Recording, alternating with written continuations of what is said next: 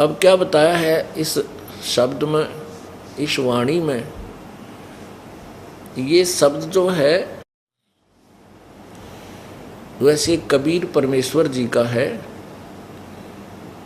इसमें लास्ट वाली जो लाइन है तो इनमें परिवर्तन है और इसके स्थान पर परमेश्वर की एक वाणी और है एज इट इज ज्यों की त्यों।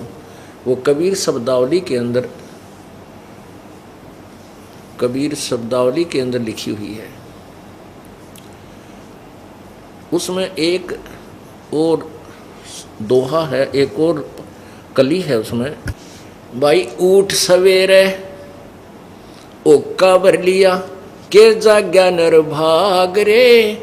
उठ सवेरे ओका भर लिया के जाग्या नर भाग रे। राम भजा ना सुमरण कीना फुटे तेरे बाग रे, फुटे तेरे बाग रे। मान लीजिए ये दो तरह का जागना बताया है। एक तो सुबह उठते ही प्रभु को याद करे तो उस जागरण का लाभ होया। लेकिन के उठते हुक्का ठोक लिया और गुर्र गुर्र फिर खूब फिर धूमा पूरे परिवार ने कमरे में ठोक दिया। बड़ा बच्चे सो रहे हैं, पोते पोती बेटा बेटी या उनको भी पै दिया साथ में सोए हुए को।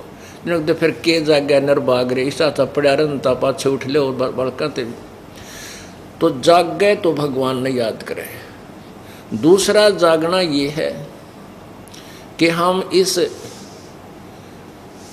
काल की, इस माया का मोह ममता की नींद में हम सोए पड़े हैं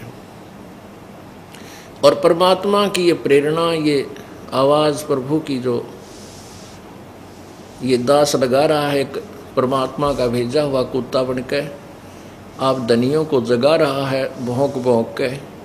तो कहते हैं वो जाग गए वो, और जाग के फिर भक्ति पर लग जावें। तो जगना ये है कि तू जिस व्यवस्था को, इस संसार को, संपत्ति को, परिवार को अपना मान रहा है, ये तेरा को नहीं, ये तेरा नहीं है।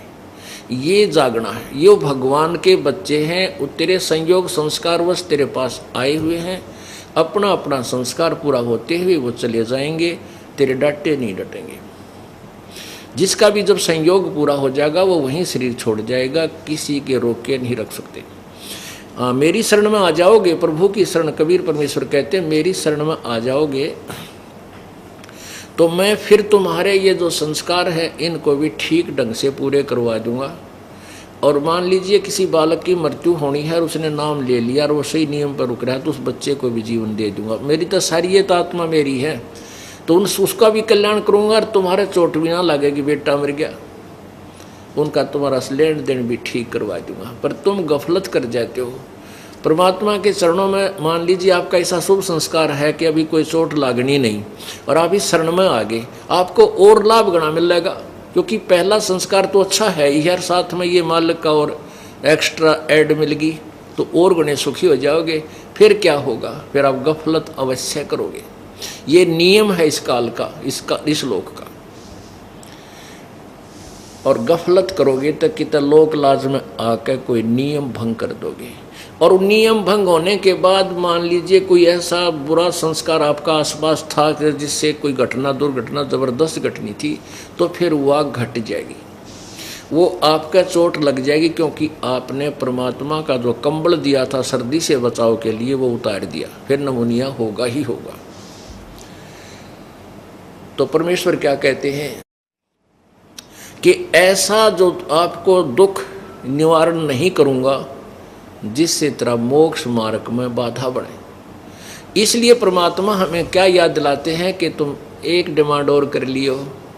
कहते सुख के माथे पत्थर पड़ो जो नाम हृदय से जावे, बलिहारी उस दुख के जो पल पल नाम रटावे।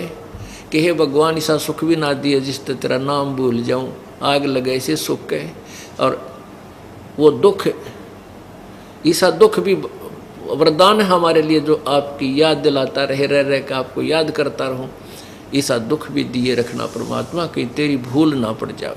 तो ऐसा परमेश्वर अवश्य रखेगा आपको पार करने के लिए। हमें बार बार क्या चेतावनी देते हैं परमात्मा, मन तू चल रे सुख के सागर, जहाँ शब्द सिंधु रत्नागर।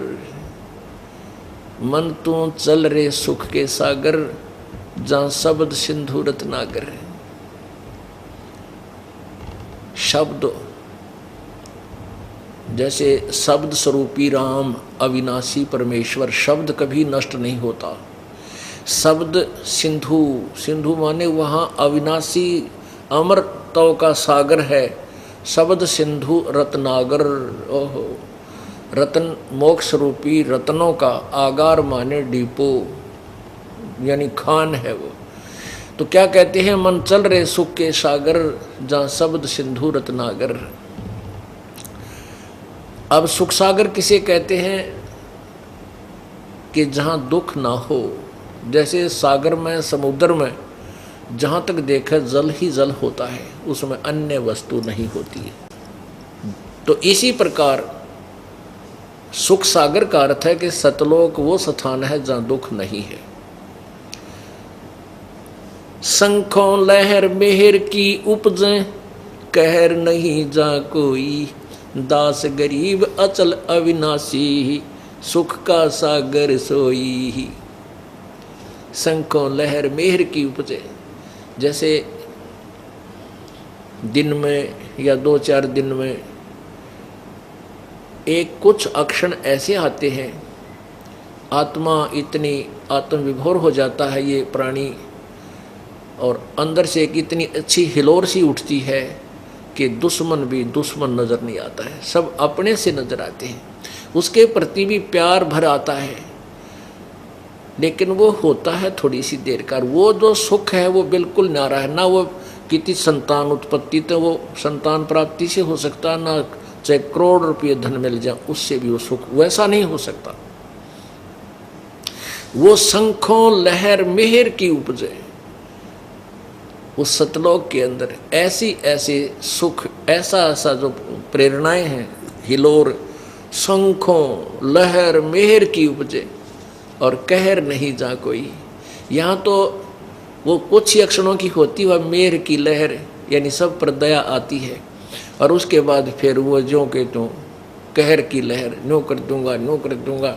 वो लड़का आज फेल हो गया, देख उसने 1 साल खो दिया, भैंस नहीं हुई, काटड़ा मर गया, यानी इस तरह के फिर वो कहर की लहर शुरू हो जाती है। यहाँ तो मच्छर से लड़े मिनट मिनट में इस पाप कर्मों के प्राणी के। तो परमात्मा ही दया करेंगे, ये तत्व ज्ञान और अपनी सतभक्ति रूपी मच्छरदानी आपको देंगे, जिससे आपको आपके कष्ट जो है नहीं आएंगे, आपको नहीं परेशान करेंगे पाप कर्म।